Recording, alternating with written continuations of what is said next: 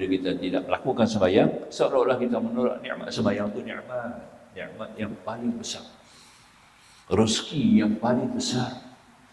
Dia duduk dalam rezeki yang pertama di antara 10 rezeki yang Tuhan bagi kita. Rezeki yang pertama apa dia?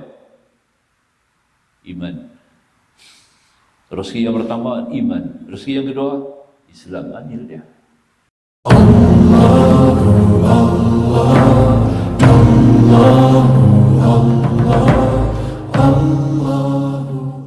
Asyiral hudar, ikhwatul iman, ikhwatul Islam, hadakumullah.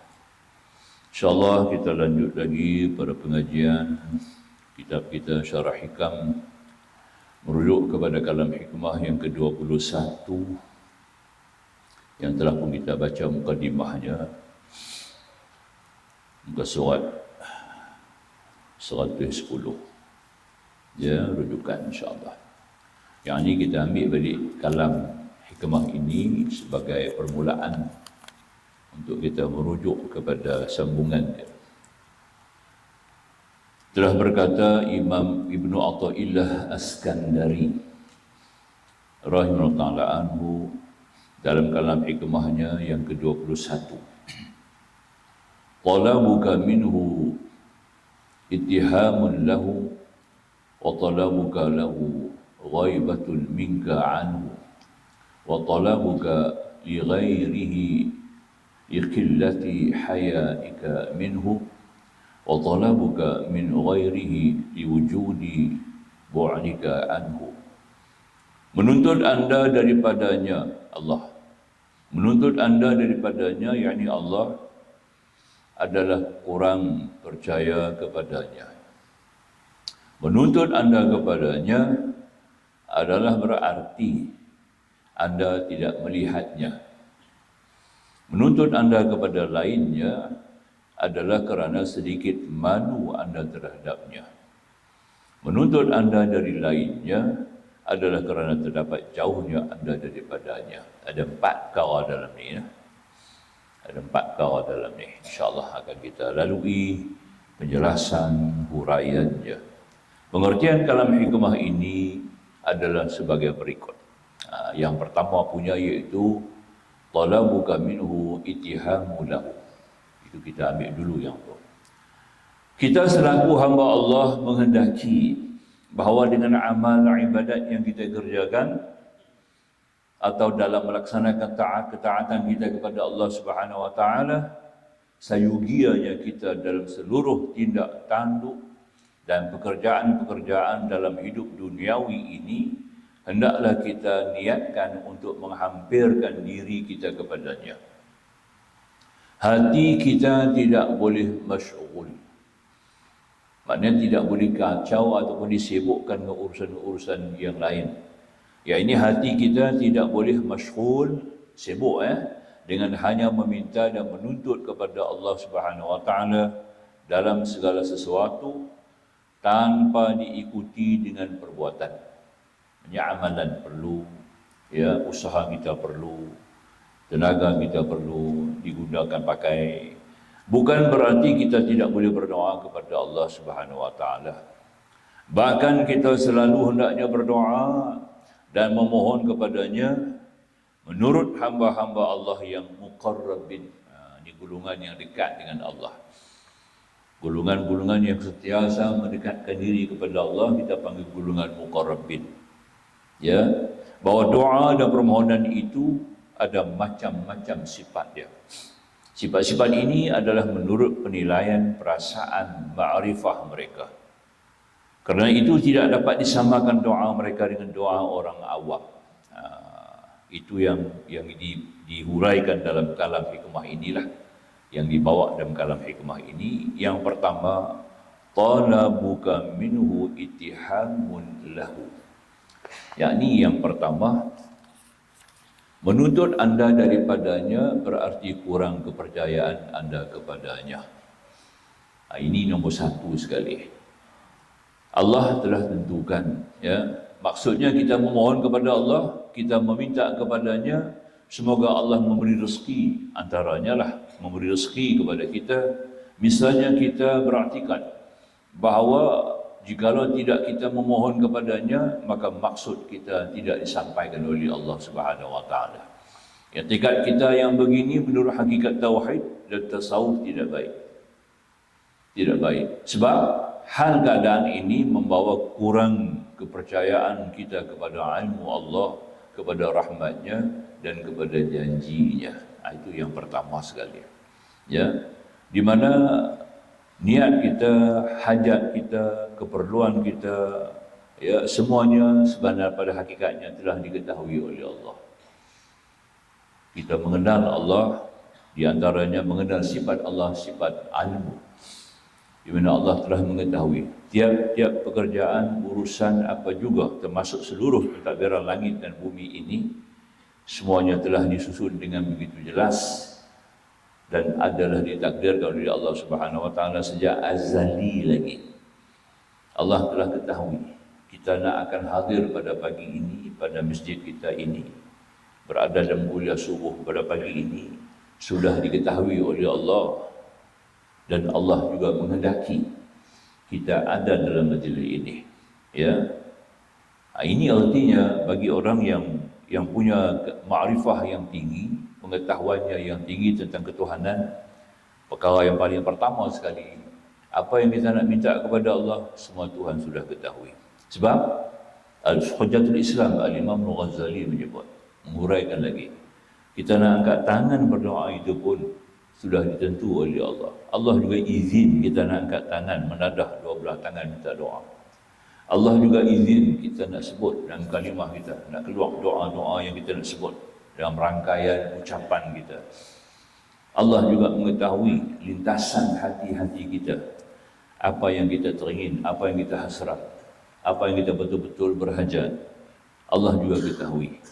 Itulah yang dikatakan tadi ini, kalau kita singkapkan balik kisah Nabi Allah Ibrahim AS. Seketika Nabi Allah Ibrahim dicampakkan ke dalam unggun api yang besar, ya, yang ditajang, yang dibuat oleh Namrud, Raja Namrud, untuk menghukum, untuk membakar Nabi Ibrahim. Ketika itu datang Jibril. Jibril berkata kepada Nabi Ibrahim, Allah mengutus aku kepada kamu, kiranya kalau ada apa-apa kamu berhajat, kamu katakan kepada aku laksanakan. Dia kata, kalau kepada kamu Jibril, aku tidak berhajat. Itu nombor satu ni. Kalau kepada kamu Jibril, aku tidak berhajat, kerana kamu juga makhluk macam aku. Itu dia. Ya. Kalau kamu nak suruh aku minta, apa nak minta, Allah dia ketahui apa yang aku nak minta. Itu dia. Apa yang aku hajat sekarang. Nampak tak? Maka itu kata Jibril, kalau begitu kau minta kepada Allah. Ya. Allah tahu apa yang dia buat. Allah hantar aku masuk ke sini, dalam unggun api ini pun Allah tahu kenapa dia hantar mari. Jadi aku nak minta apa? Nampak ya? Tidak ada benda yang aku nak minta dengan Allah. Semuanya sudah ditentu oleh Allah, sudah dirancang begitu rapi oleh Allah, sudah disusun begitu jelas oleh Allah, sudah diatur begitu rapi oleh Allah, dengan penuh kasih sayang, dengan penuh ilmu dan hikmahnya, dengan penuh bijaksana. Itu artinya hakikat ini kita ambil secara itu insiden apa yang berlaku dalam kisah Nabi Ibrahim ini sebenarnya memberikan suatu rahsia dalam soal doa kita kepada Allah. Itu kita kena faham. Tapi bukan kita tak boleh minta, bukan berarti kita jangan minta. Kalau kita jangan minta lah, tak ada doa lah. Sedangkan Tuhan suruh minta doa. Ud'uni astajib lakum. Mohon doa dan saya aku mustajabkan. Allah suruh minta pula. Tapi kita dah baca tadi, sebahagian daripada huraian yang kita maklum tadi, semua Tuhan dah ketahui. Dia nak minta macam mana? Nak minta buat apa? Tuhan dah tahu. Sebenarnya tidak. Ini kita kena faham. Mendahirkan sifat ubudiyah kita sebagai seorang abdi yang lemah, fakir, lagi berhajat. Maka kita berhajat kepada Allah. Maka justru itu kita laksanakan mohon doa sebagai mendahirkan sifat keabdian kita kepada Allah. Itu tujuan kita doa, tidak lebih daripadanya. Jadi kita berdoa kerana untuk mendahirkan sifat abdi kita yang serba lemah ini kepada Allah. Faham ya? Bukan kerana kita berhajat, bukan kerana kita ada suatu hajat, kerana semuanya telah diketahui oleh Allah. Allah dah tahu habis. rezeki kita, amalan kita, kehidupan kita, budaya kita. Maka itu kita sebut, kita istiharkan, kita declare kepada Allah dalam doa kita. Inna salati wa nusuki wa mahyaya wa mamati lillahi rabbil alamin. Semua engkau bagi. Salat pun engkau bagi aku salat. Ya, kalau kita fikir, kalau kita tengok balik rahsia dalam sembahyang, contoh sembahyang rukun 13 lah. 13 rukun ya, ada rukun yang tersembunyi. Dalam 13 rukun tu ada satu rukun yang tersembunyi, tuan-tuan. Rukun tu tidak diisytiharkan dalam rukun 13. Ini kita dalam sikit lah. Ada rukun yang tidak dizahirkan, disembunyikan. Rukun tu adalah Thama'ninah. Thama'ninah tu rukun tu. Untuk sebahagian ulama, Imam Nawawi sebut dalam Syarah Muslim, dirangkai sebagai rukun sembahyang. Maka tu dalam Syarah Muslim, Imam Nawawi menyebut rukun sembahyang 17, bukan 13, 17. Imam Nawawi kata dalam Syarah Muslim, ya, mana main 4 tu, yang tambah lagi 3 lagi 13 tu, yang tambah 4 jadi 17 tu main ke mana? Satu duduk pada rukuk, satu duduk pada i'tidal, satu duduk pada 2 sujud, satu duduk pada duduk antara 2 sujud. 4 rukun ni kena apit, kena kapit, kena serta dengan pertama kita rukuk, kena ada thama'ninah. Kenapa kita suruh thama'ninah ni?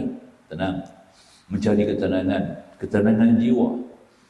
Ketenangan di sini apa? Aku rukuk ni bukan aku boleh rukuk sendiri, dengan Allah mengizinkan aku rukuk. Nampak tak?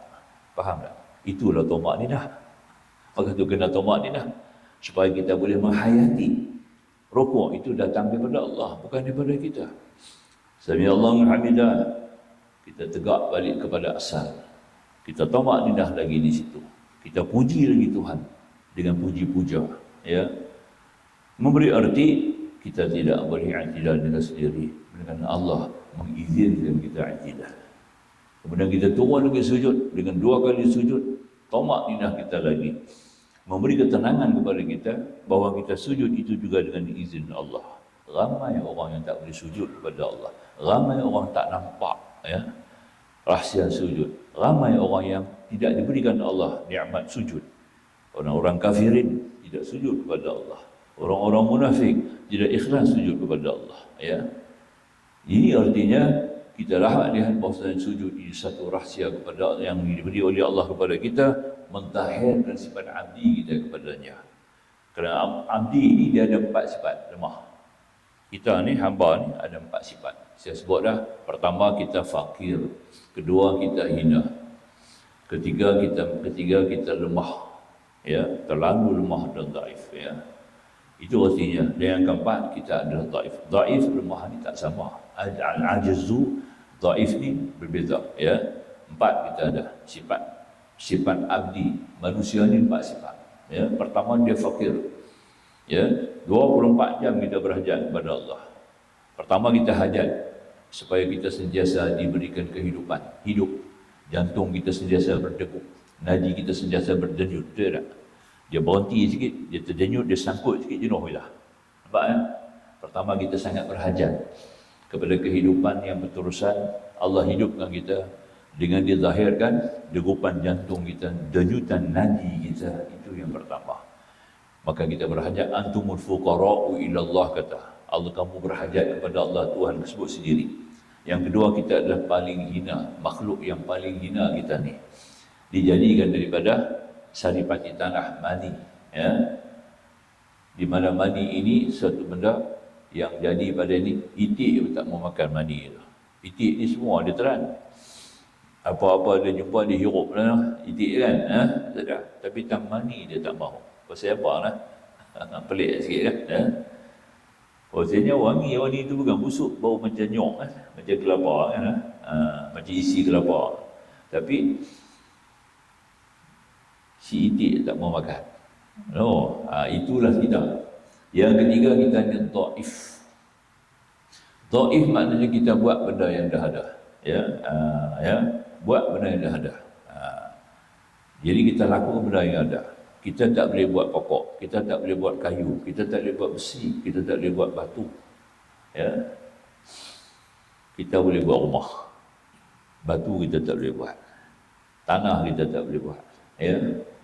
Kayu kita tak boleh buat. Ya. Kita nak buat kereta, kita kena ada besi. Besi kita tak boleh buat. Nampaklah? Kita nak buat jambatan, bagai-bagai. Semuanya kita boleh buat daripada yang sudah ada. Kita ambil daripada bahan-bahan yang Tuhan bagi jadi secara baku, kita bina. Kemudian kita isytihar kata aku yang buat. Ya, itu tak betul kita kena faham. Ilmu yang ada pada kita nak buat kerja dia pun datang daripada Allah. Ilham yang kita nak buat yang mana dulu yang mana kemudian pun datang daripada Allah. Ya. Gambaran-gambaran yang boleh kita gambarkan seperti seorang arkitek nak gambarkan satu bentuk rumah juga datang daripada Allah. Sebarang bentuk hayalan, sebarang bentuk lintasan ingatan semua datang daripada Allah, bukan daripada kita. Maka itu kita ambil faham di sinilah, maka kita adalah makhluk Allah yang dhaif. Buat benda yang sudah ada, ya. Tahsilul hasil, buat benda yang sudah ada. Dan yang keempat, kita ini adalah lemah, lebih lemah daripada nyamuk. Berak. Nah, lebih lemah daripada nyamuk. Memang lemah daripada nyamuk, ya. Sebab kena seketit, ya, seekor nyamuk berketit kita, ya, menghisap darah kita satu karya, ya. Nanti melilau terak subuh dengan maghrib, ya, duk pam. Itu kita ambil diri seekor yang tak menggugat satu karya, ya, menggugat hospital, menggugat para doktor. Itu artinya kita lemah. Maka tu Allah hantar nyamuk ni, Tuhan tunjuk, ya, pada zaman Nabi ketika penyerangan Abrahah dengan gajahnya ke Makkahul Mukarramah nak runtuhkan Baitullah, Allah musnahkan Abrahah hanya dengan nyamuk. Allah musnahkan gajah, ya, gajah Abrahah juga dengan nyamuk. Akhir zaman nanti ada makhluk yang akan keluar seluruh dunia, Ya'juj wa Ma'juj, akan pecah benteng yang dibina oleh Zulkarnain, ya, akan pecah benteng itu, ya, tembok itu akan pecah, akan keluar makhluk ni punya ramai, seluruh bumi ni dia akan penuhi, dia akan ada, dia akan datang, nampak tak? Yang mana dia jumpa, dia akan musnah. Tidak ada mana-mana orang atau mana-mana pihak, mana-mana tentera, mana-mana alat boleh mengalahkan mereka. Mereka ni kuat, makan besi, makan batu. Bukan kata mereka tahan besi, mereka makan besi terus. Macam mana nak musnah mereka? Ya? Tak ada alat-alat yang boleh musnahkan mereka. Ya? Bom kan, nuclear power semua tidak boleh musnahkan mereka. Allah matikan awal Nabi Isa ibnu Maryam. Nampak tak? Menurut itibar Nabi Isa pun tak berlawan dia. Maka tu Allah matikan Nabi Isa awal-awal sikit, sebab tidak menjejaskan kedudukan seorang rasul, seorang nabi yang kuat, ya. Nabi Isa ini rasul yang kuat, sebab dia adalah rasul yang akan perang seluruh dunia. Belum ada rasul, ya, yang akan berperang untuk menegakkan Islam melainkan Nabi Isa. Dia ketul di akhir zaman dengan dibantu oleh Imam Mahdi. Imam Mahdi ini hanya untuk perkenalkan kepada dia budaya akhir zaman, manusia akhir zaman, agama akhir zaman. Nampak tak? Anutan akidah akhir zaman. Imam Mahdi lah akan dedah kepada dia. Dia orang baru, newcomer. Dia tak tahu apa nak jadi, apa nak buat. Nabi ni Imam Mahdi lah sebagai bantu bagi tahu dengan di sini tuan, di sini tuan, di sini tuan. Ya Rasulullah, di sini tempat dia, di sini. Ya, ini orang dia, ini orang dia. Begini. Jadi Nabi kita kata umpama seolah-olah macam Imam Mahdi ini adalah macam setiausaha kepada seorang atau Perdana Menteri kepada seorang raja. Begitu saja. Nabi Isa akan bergerak dan memusnahkan semua salib. Maknanya kita tidak ada lagi gereja, tidak ada lagi anutan agama salib, tidak ada lagi. Allah akan musnahkan semua ini melalui Nabi Isa bin Maryam. Dia jelajah seluruh dunia. Tempat kita ni pun dia mari. Membunuh segala babi, seluruh dunia punya babi dia kena musnahkan. Mana unsur-unsur, mana-mana production yang berurus dengan babi juga akan musnah. Ini Nabi Isa bin Maryam. Kemudian berperang melawan membunuh Dajjal. Ini Nabi Isa. Ya. Rasul-Rasul tidak. Rasul Isa itu kuat, cukup kuat. Ya. Hebat dia. Ini antaranya yang kata tadi, Allah hidupkan dia sekarang, masih kekal dan dia akan turun akhir zaman. Contoh yang kita kata tadi ini. Tapi Nabi Isa pun tak boleh kalahkan Ya'juj wa Ma'juj. Maka tu Allah matikan awal Nabi Isa. Dia tinggallah kita semata-mata manusia biasa, orang-orang Islam seperti biasa, nak lawan Ya'juj macam mana? Tak mampu. Allah hantar apa? Hantar nyamuk. Nyamuk saja boleh bunuh Ya'juj dan Ma'juj. Ya? Nyamuk yang Allah hantar tadi ini, dia akan masuk habis melalui telinga dan hidung, mulut mereka. Maka makhluk-makhluk ini akan mati bergelimpang. Ya? Tidak ada seorang pun yang hidup. Seluruh bumi ini akan jadi bangkai busuk. Ya? Dengan bangkai Ya'juj wa Ma'juj.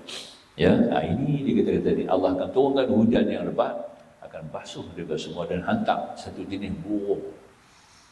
Ya, burung-burung ini macam burung gagak, akan makan bangkai-bangkai ini semua. Nampak?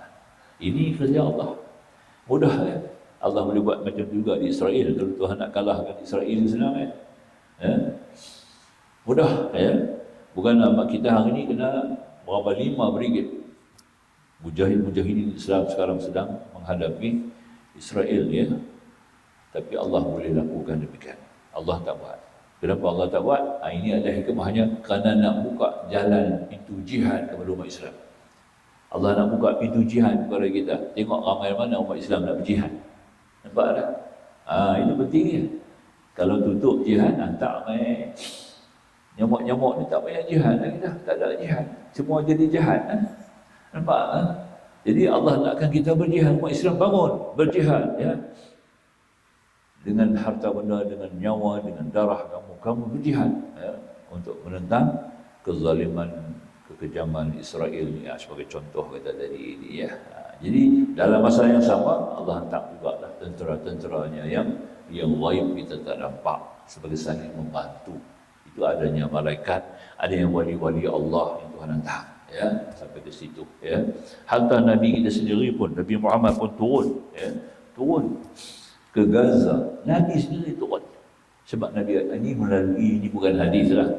Ada seorang ulama, dia sendiri bermimpi Rasulullah. Dia tengok Rasulullah dengan pakaian lengkap sampai seorang panglima ya. Dengan senjata, dengan pedang Nabi. Dia tanya Rasulullah, ke mana kau nak pergi Rasulullah?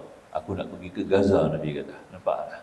Ya, ini bererti bahwasanya Rasulullah sendiri berdoa kepada kita, ya, mohon supaya kita betul-betul bangun untuk berjihad, ya, menentang kezaliman seumpama Israel tadilah. Contohnya lah kita ambil faham baik, balik kepada kita balik kepada apa yang kita baca sekarang ni, kita pergi jauh lah ni, ya.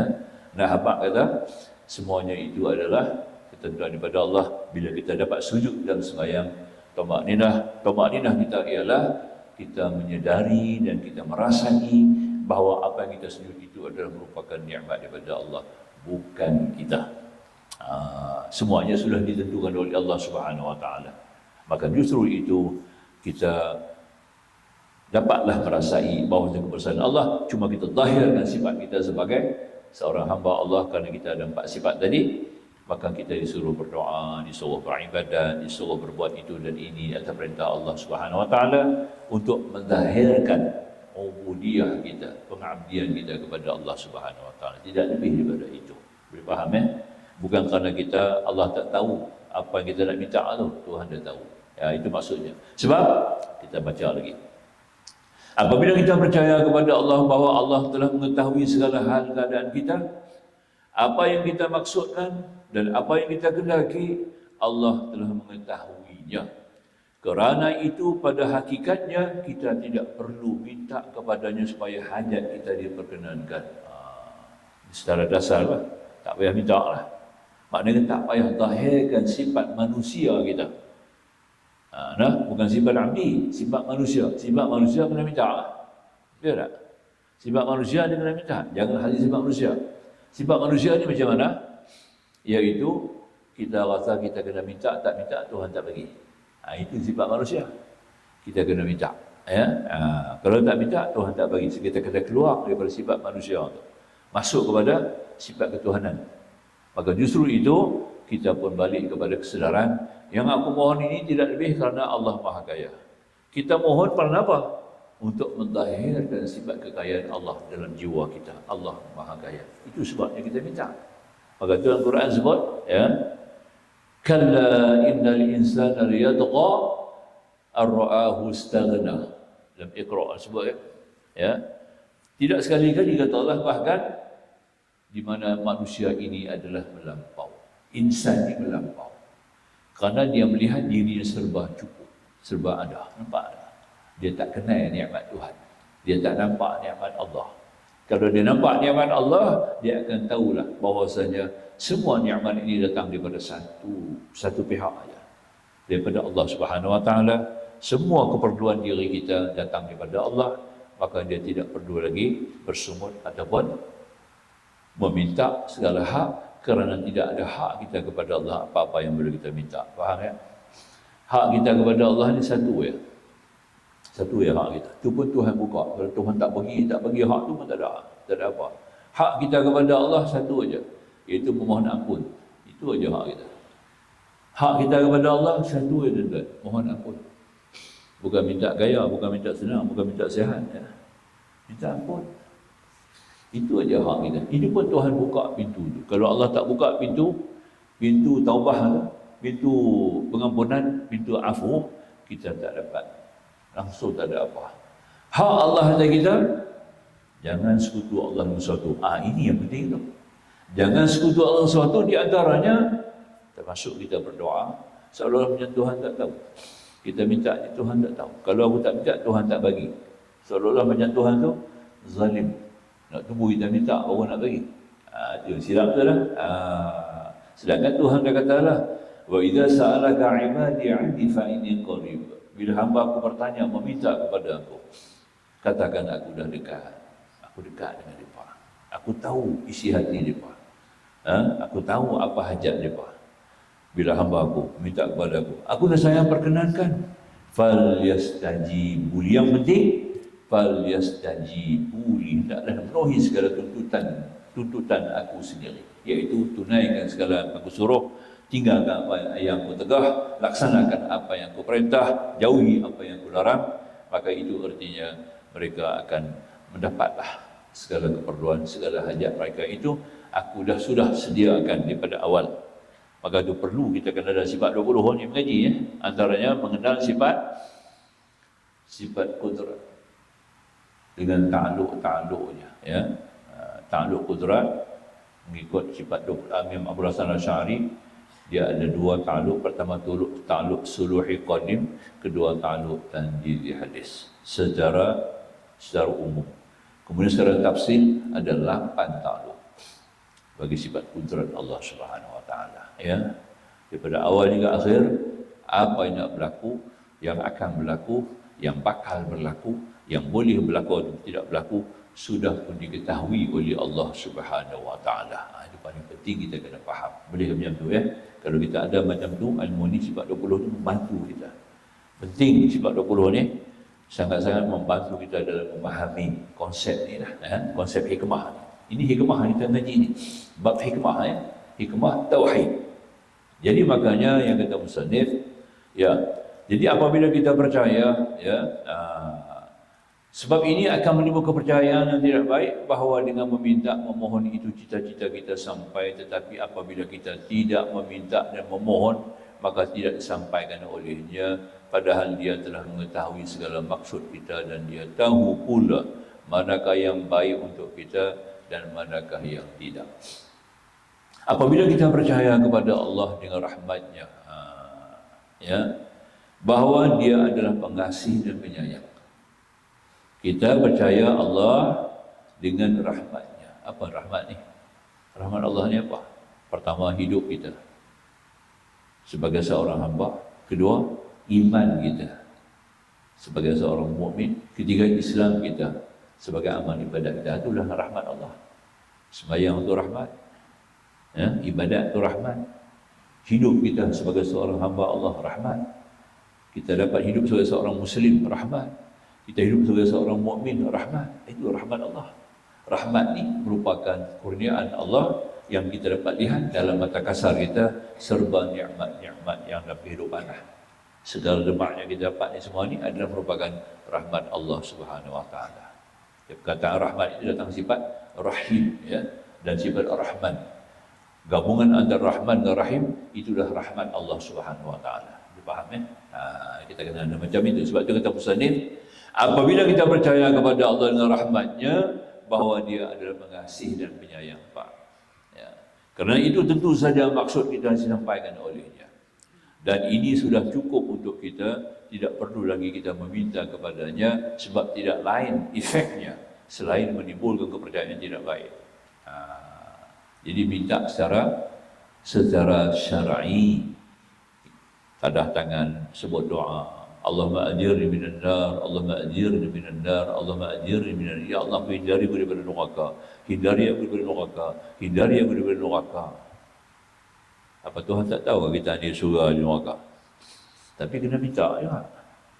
Kenapa hindari daripada neraka? Nak bagi zahirkan kepada kita bahawasanya ada peringatan, ada ingatan kepada orang-orang yang derhaka, dia akan masuk dalam neraka hampa. Sebab Allah boleh berbuat segala-galanya. Kerana kita faham kepada satu sifat harus. Allah satu sifatnya, nama sifat itu, sifat harus bagi Allah. Antara sifat-sifat Tuhan yang wajib kita ketahui, sifat harus. Apa dia sifat harus? Fi'lu kullu mumkinin aw tarkuhu. Berbuat satu mungkin atau meninggal. Allah boleh buat apa saja, ya. Jaiz nazari. Secara akal, hukum akal kita ada satunya, hukum jaiz dia bagi. Jaiz nazari. Saya pernah sebut banyak kali dalam perkara ini. Harus bagi Allah memasukkan orang ke semayang dalam neraka. Kacau lah. Harus bagi Allah memasukkan orang yang maksiat ke dalam syurga. Harus dia punya. Bukan kita punya. Syurga dia punya, neraka dia punya, kita pun dia punya. Jadi nak kata Tuhan zalim, tak boleh. Yang zalim ni pasal bukan dia punya, dia buat. Itu kita zalim lah. Nampak ya? Bukan hak dia. Dia merosakkan. Satu benda bukan barang kita, kita rosak barang tu, zalim lah. Kalau barang kita sendiri, kereta kita sendiri, kita ambil hammer pergi katok kereta kita sendiri, orang tak kata kita zalim, orang kata kita gila. Tu ya, nampak lah. Lihat lah. Tu dia. Dia tak sium mana ni. Dia tak kata zalim. Tapi kalau kita pecah kata orang, apa dia zalim manusia ni? Ya. Macam di Mekah. Dululah Saudi lah, sekarang tak lah. Dululah. Cerita ni lebih kurang tahun 70-an dulu. Tahun 70-an punya cerita ni, ya. Kerajaan Saudi masa itu cukup zalim ya. Dia dikawal oleh Raja Saudi 100%. Semua peraturan hukum ikut dia punya selera, ikut kaedah dia, ikut cara dia. Mana-mana kereta duk parking, kalau tak kena tempat lah, ya. Kita parking. Kalau sini kita saman, boleh saman lah, ya. Sana ada masa tu. Mana-mana kereta yang ada tepi jalan yang park tak betul, dia dipecah cermin.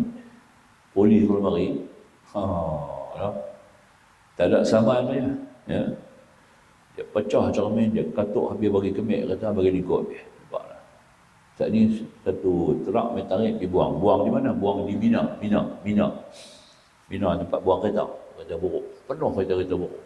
Nampaklah. Ini satu kezaliman, ya. Kemudian tak boleh pakai telefon, tak boleh pakai parabola, tak boleh. Ya. Hanya raja-raja boleh pakai. Telefon tak boleh pakai. Orang bilik ya, masa tu atur besar. Tak boleh pakai. Ya. Banyak kezaliman yang diperbuat, ya.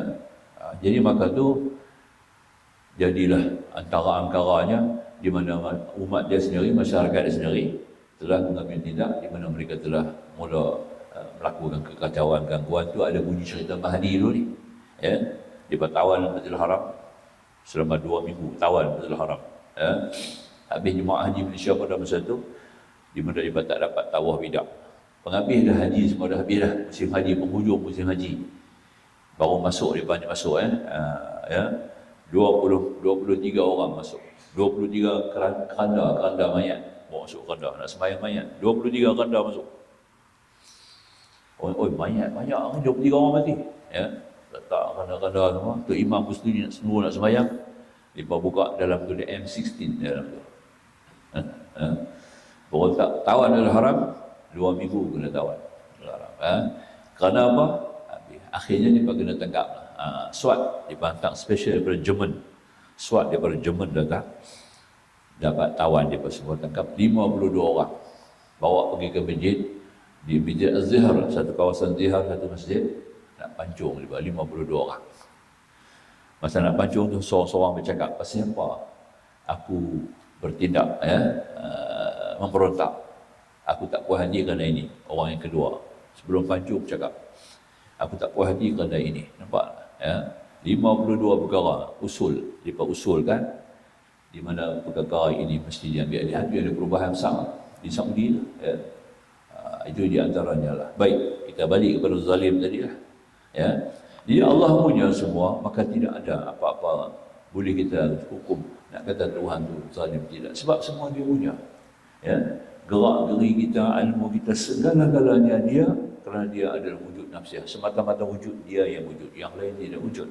Dia yang mewujudkan kehidupan, dia yang mewujudkan langit dan bumi, dia yang mewujudkan manusia pula dia mewujudkan kepada kita segala ilmu, ikhtiar, keperluan, hajat, kesihatan, keafiatan, dia yang wujudkan. Bukan kita boleh wujud sendiri. Kita kena baca macam itu. Sebab itu kita kumpulkan semuanya ini, kita istihar, suatu istihar yang wajib pada tiap kali 5 kali sehari. Allahu Akbar. Itulah Allahu Akbar. Allahu Akbar. Kenapa Allahu Akbar? Kerana Allah semua. Kerana Allah yang semua. Itu yang kita nak faham. Jadi makanya kalau kita boleh lihat sampai ke sudut itu, barulah kita terlepas daripada syirik. Syirik apa dia panggil? Syirik khafi. Inilah hak Allah atas kita yang kita kena tunaikan. Jangan menuju kepada Allah sampai kepada tahap syirik khafi. Syirik khafi ini apa? Menduakan Allah dalam akidah kita terhadap usaha dan sebagainya. Aku yang ini, aku itu, aku ini, aku, sedangkan Allah pun juga. Jadi makanya kita telah menyekutukan Allah dalam kudrat Allah, dalam iradat Allah, dalam ilmu Allah. Macam doa tadilah, minta doa supaya Tuhan tak tahu, aku kena minta. Aku dah kena minta ni, Tuhan tak tahu aku susah ni, Allah minta. Ini makna kata dia telah menafikan sifat apa? Sifat ilmu. Besar, bahaya. Walaupun dia tak tolak sifat ilmu, tapi dia menafikan sifat ilmu kerana memohon doa tadi ini seolah-olah macam Tuhan tidak mengetahui apa hajat dia, apa keperluan dia. Ini yang salah. Jadi maka kita kena ganti tukar. Sebab kita suruh minta, Tuhan suruh minta juga. Ud'uni astajib lakum. Maka kita kena ubah. Pada yang pertama tadi ini, talabuka minhu ittihamu lahu, yang pertama sekali. Menuntut anda daripadanya berarti kurang kepercayaan anda kepadanya. Jadi kita zahirkan sifat ubudiyah kita sebagai seorang hamba yang lemah. Ya Allah, aku fakir, aku lemah, aku hina dan aku dhaif, maka itu kumohon kepadamu ya Allah sebagai hamba. Jadi kita minta doa tu seolah-olah macam kita meminta keredaan Allah, bukan minta hajat. Jadi kita kepada Allah ni tiga yang tuan. Akidah kita mesti mantap kepada tiga perkara. Kita buat ibadat, kita berdoa, kita mohon, kita lakukan segala usaha-usaha agama ni, atas tiga motif dia punya apa? Maqasid dia. Pertama, untuk mendapatkan keredaan Allah Subhanahu Wa Taala. Itu paling penting sekali. Apa juga yang kita lakukan, ibadat kita, mohon, apa-apa jugalah, amar ma'ruf nahi munkar, segala kebaikan-kebajikan kita buat ini untuk mendapatkan pertama keredaan Allah. Boleh tak? Kedua, untuk mendapatkan pengampunan Allah. Ketiga, untuk mendapatkan rahmat Allah. Habis. Tak lebih daripada itu. Allahu Akbar. Puasa Ramadan, tunaikan haji, labbaik Allahumma labbaik. Asas tiga perkara. Aku datang ke Mekah dengan izin Allah. Aku boleh tawaf dengan izin Allah. Kalau Allah tak izin, aku tak sampai. Kena faham itu dulu. Kita mentauhidkan perbuatan. Tauhidul af'al, mengasahkan perbuatan Allah dulu. Bahawa kita bukan mari dengan kita. Nampak tak? Tengok aku pergi Mekah dah berapa kali dah, nampak? Hang ni yang bilang nak pergi. Tak pergi betul lah. Tu. Dia lupa kata dia pergi tu, bukan dia boleh pergi sendiri. Bukan tabung haji yang tak dia. Jangan salah faham lah. Saya terima kasih lah kepada tabung haji. Tak betul lah. Tapi terima kasih tu kena habaq jugalah. Secara zahir. Ya. Berterima kasih kepada yang di bumi akan berterima kasih kepada kamu yang di langit. Tuhan kata ada. Kasih kamu kepada yang di bumi akan dikasih oleh kamu apa yang di langit. Nampak tak? Malaikat akan sama-sama mendoakan bagi kamu, mohon rahmat kepada kamu. Dia bukan lagi tertolak tabung haji tu. Kita kena pakai syariat, tabung haji syariat. Ya, tidak. Tapi yang sebenar pada hakikat yang sampai hantar kita ke sana Allah Subhanahu Wa Taala. Tu lah saya tegur apa nama pakar rujuk di Mekah. Saya tegur jelah. Tegur pasal hisap paip. Dia tegur lah hisap baik. Dia kata kat saya apa? Habis tahun depan aku tak main. Habis tegur pakai rujuk apa? Nampak? Tahun depan aku tak main. Dia kata nak hantar mari tak mari. Bukan dia hantar saya mari. Bukan tabuan dia hantar. Allah hantar saya mari, tahu kan? Saya bertugas ni. Allah yang hantar saya mari. Ya? Bukan dia hantar mari. Betul lah, melalui naik kapal terbang, dalam tabung haji, melalui package, melalui itu dan ini. Tapi pada hakikatnya, Allah yang bawa saya mari. Jadi pengetahuan, penetapan, penentuan nak mari ke tidak, itu kerja Allah.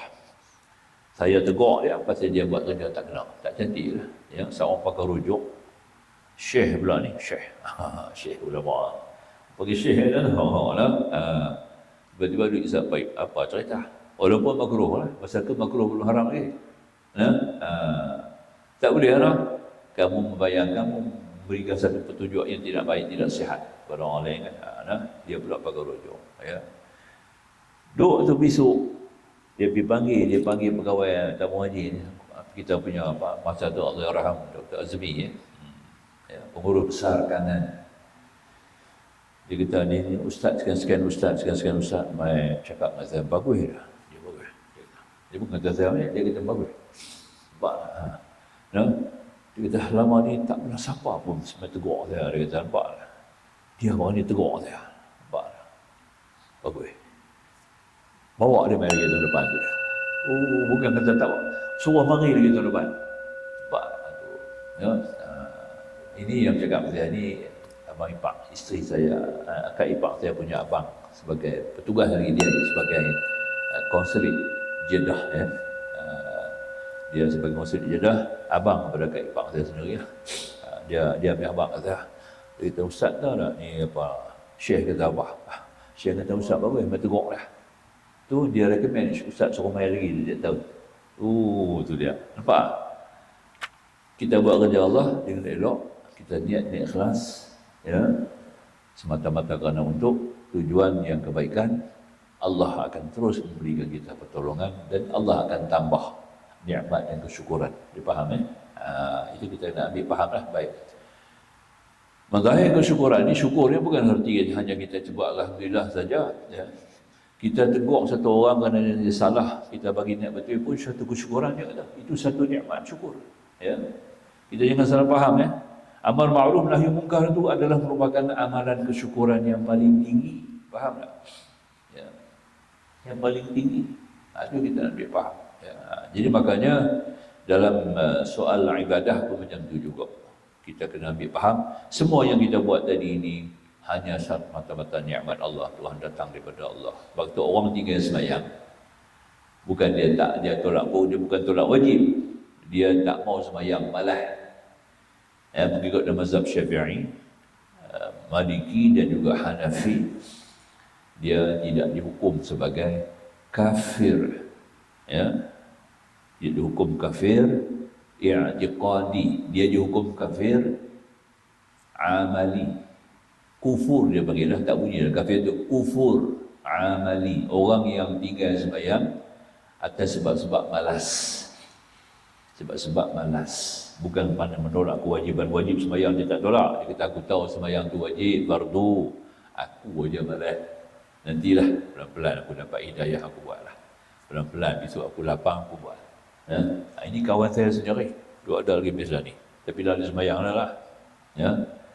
Dia main jumpa saya. Setiap hari mari jumpa saya di pejabat. Ha? Saya dia kata, dia hang ni bila nak sembahyang ni? Ya, saya tak pernah kata ke dia hang neraka tu. Hang masuk neraka ke hang sesat. Ha? Kita buat sembahyang. Ha? Allah akan bagi hidayah lagi kepada kamu. Allah akan kukuhkan lagi pegangan kamu. Allah akan bawa lagi kamu kepada kejayaan. Itu selalu. Itu dia tak jemu sebab dia tahu saya tak akan hina dia.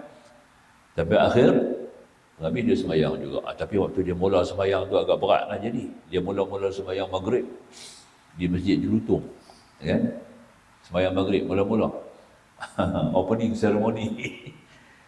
Tu, masa dia sembahyang maghrib tu umur dia dah 52. Maknanya berapa tahun dia tak sembahyang? 52. Nak jadi cerita, tengok. Allah nak uji dia lagi. Allahu Akbar. Rakaat pertama, tebuan duduk berdiri depan dia. Tebuan. Ni tebuan pula bunyi pula kan. Dia bunyi tu lain sikit lah. Dia kata, tebuan dia, bagi aku naya. Betul-betul tebuan bagi sebelah biji mata lah. Tapi dia punya kuat, dia tahan sakit. Dia kata, air mata keluar rambu-rambu sampai tahan sakit. Dia kata, sampai habis maghrib 3 rakaat. Tuhan nak uji dia. Nampak?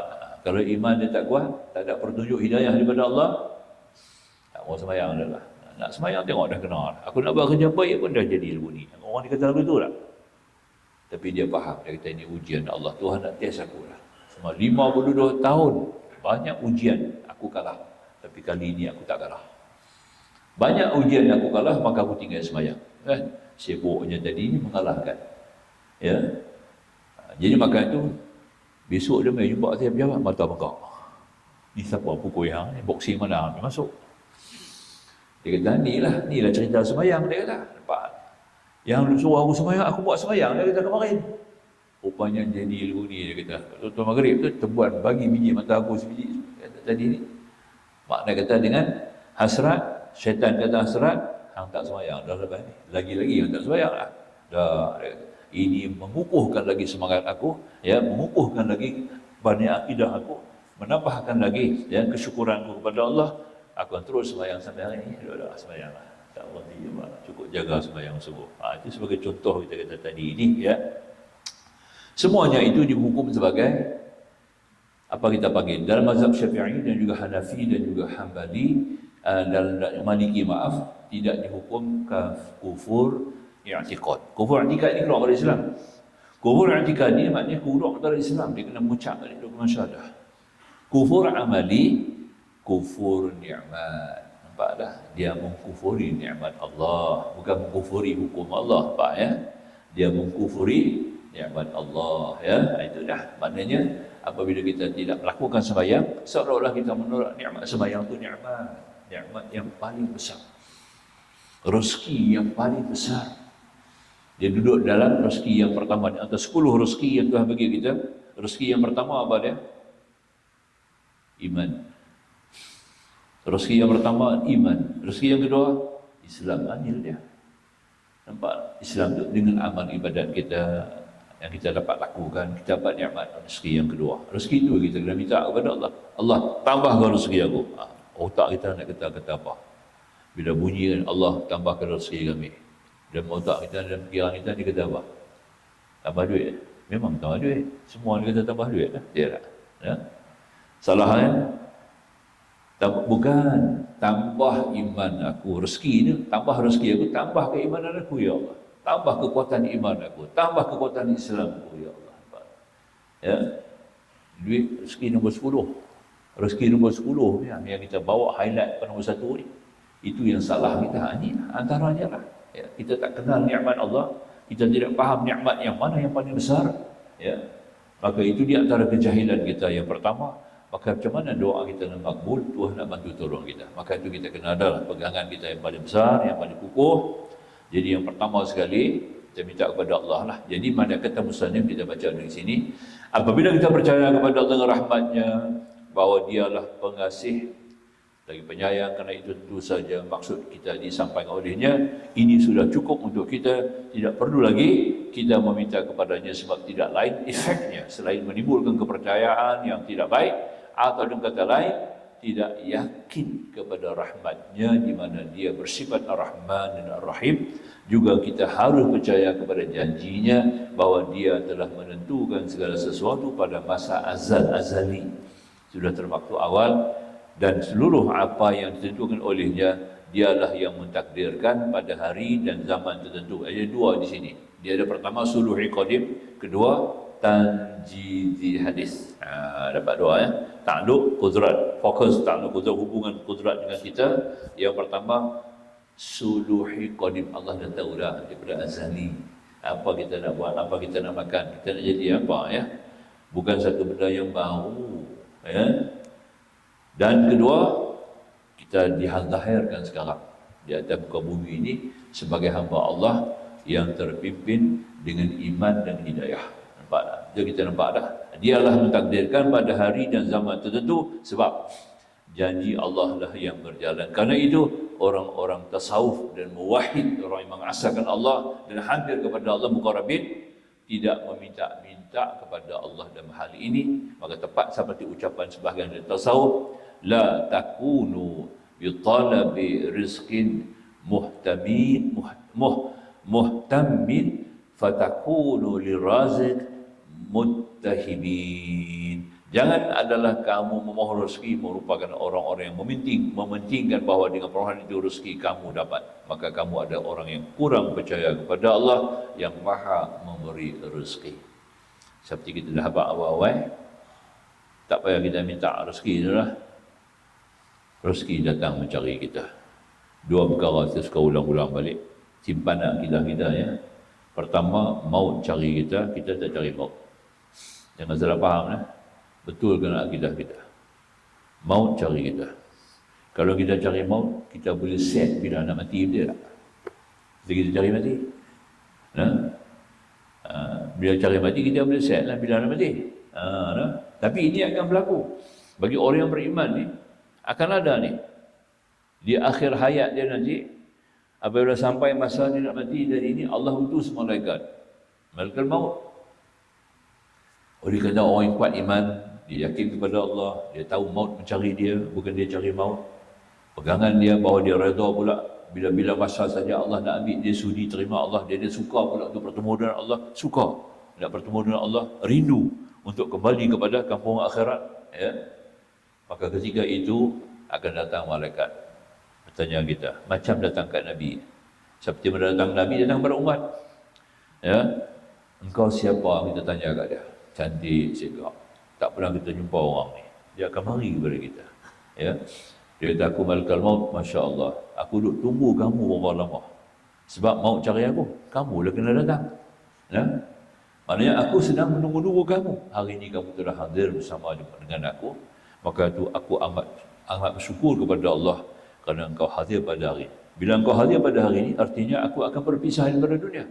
Berpisah dengan dunia, aku akan bertemu dengan kekasih aku, Allah Subhanahu Wa Taala. Tengok dia pergi ke mana ya. Justru itu lakukanlah. Malaikat ditanya kat dia lagi, Allah suruh tanya kepada kamu, bila kamu nak mati. Itu dia, nampak? Sampai tahap tu lah.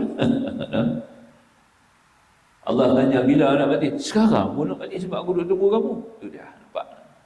Maut mencari kita. Itu erti maut cari kita ya. Yang faham memang tu baru boleh ya. Kalau macam itu, aku nak mati sekarang, maka tu izinkan aku dulu. Aku nak ambil wuduk, aku nak sembahyang 2 rakaat. Ketika aku sujud, ambil. Ini ada sebut dalam kitab Fadilah Sadaqah ya. Zakaria Al-Ansari Kandahlawi buku tu ya. Syekhul Hadis Zakaria Kandahlawi dalam Fadilah Sadaqah tu buka kitab. Orang tabligh suka baca buku tu kan. Kat kita pun ada kot Bila banyaklah Fadilah Sadaqah, buka tengok ada cerita yang sahabat ni ya, di mana malaikat maut akan datang kepada orang ni sampai tanya bila nak mati. Tuhan suruh tanya. Nampak? Ini berarti kata orang yang rindu kepada Allah, orang yang sayang nak tunggu Allah, maka dia kena tunggu gerbang yang akan kita masuk bertemu Allah. Nama gerbang itu maut. Nama gerbang itu gerbang maut nama dia. Nampak? Ya. Di New Zealand ada Hellgate dia panggil. Ya, Hellgate. Saya pergi tengok sendiri dah. No. Masa isteri saya ada sana, saya pergi tengok lah, pergi ziarah. Dapat pergi ziarah Hellgate. Memang bergelegak nampak tu. Air panas. Kawasan tu, kawasan berapi, gunung berapi. Banyak air panas bergelegak dalam tu kan. Tidak. Jadi kita tengok, oh dahsyat. Dia pergi Hellgate. Ya. Tapi di akhirat, orang yang tengok Hellgate ni dia tak takut dah. Ini semua Allah punya. Dia kata. Bukan boleh bakar aku dengan sendiri. Kalau Allah izin, kalau Allah tak izin, mana boleh. Nampak? Maka tu kata Imam Ghazali, kalau masuk syurga dengan tak buat amal, aku rasa tidak wajar. Kata Imam Ghazali, ya Allah, tidaklah wajar kiranya engkau masuk ke syurga tanpa aku beramal denganmu. Nampak? Dan juga wajarlah kiranya aku masuk neraka, ya. Sekiranya kalau engkau rasa aku tidak jujur dan aku zalim, dan kau Tuhan yang maha adil, cantik.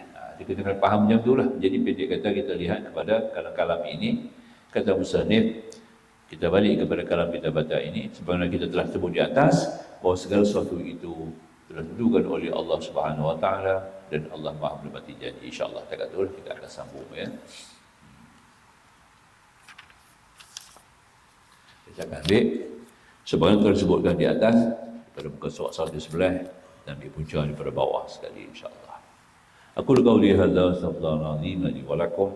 Akhirul kalam wallahu subhanahu wa ta'ala a'lam. Bismillahirrahmanirrahim. Alhamdulillah wassalatu wassalamu ala rasulin nabiyil karim sayyidina Muhammad wa alihi wa sahbihi ajma'in. Fa fahamna Sulaiman wa kullana atana hukma 'ilma wa sakharna ma'a dawil jibal yusabbihna wa tayr wa kunna fa'ilin ya hayyu ya qayyum ya rabb Ibrahim wa ya rabb Musa wa Harun wa rabb Daud wa Sulaiman wa rabb nabiyina Muhammadin sallallahu alaihi wasallam. Allah warzuqna al-fahma wal ilma wal hikmata wal aqla wa nawwir qulubana bi nuri hidayatik kama nawartal arda bi nur syamsika abadan abada. Rabbana zidna ilma warzuqna fahma subhanaka la ilma lana illa ma 'allamtana innaka antal alimul hakim. Rabbana atina fid dunya hasanah wa fil akhirati hasanah wa qina adzabannar walhamdulillahi alamin. Wassalamu alaikum warahmatullahi wabarakatuh.